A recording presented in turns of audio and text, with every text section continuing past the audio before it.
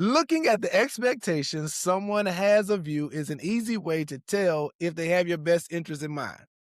That's why it pays to read the fine print when you hear too good to be true commercials or offers. Often you'll find this disclaimer: results may vary.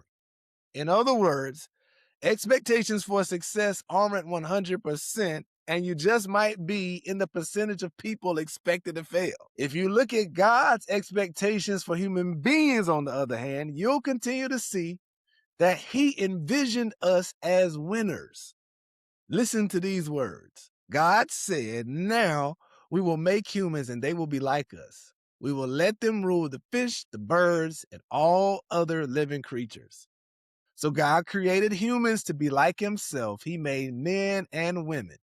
That's Genesis chapter 1, verses 26 through 27 from the Contemporary English Version. First, He created us with this amazing expectation: we would be like Him.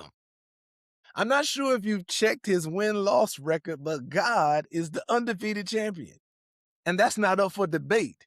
He's the eternal victor. And there isn't a power in or beyond this world that can dethrone Him. So if we're made to be like Him, then that means He envisioned us winning. Winning in this sense meant doing what He created us for here on earth. Just like He envisioned the first humans serving as His ambassadors on this planet, He has the same expectations for you and me. When you have a relationship with Him, God doesn't view you as a mere subject.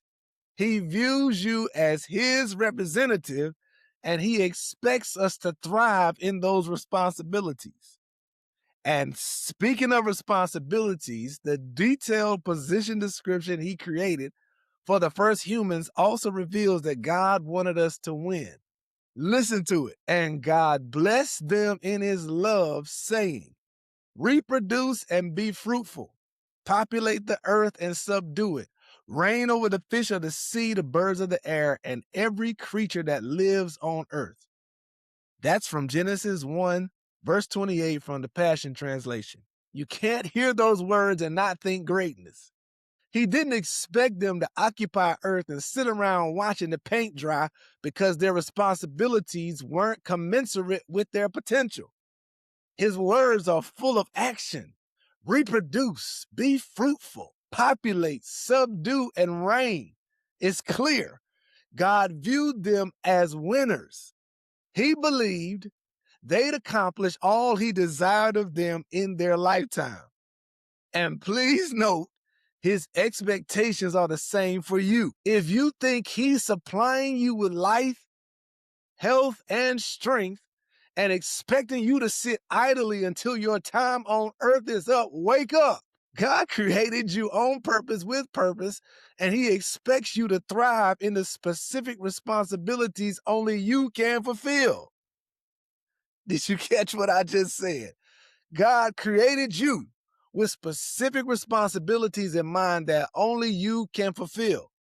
And since He created the responsibilities with you thriving in mind, it just makes sense to find out what they are and believe what He said about you above all else.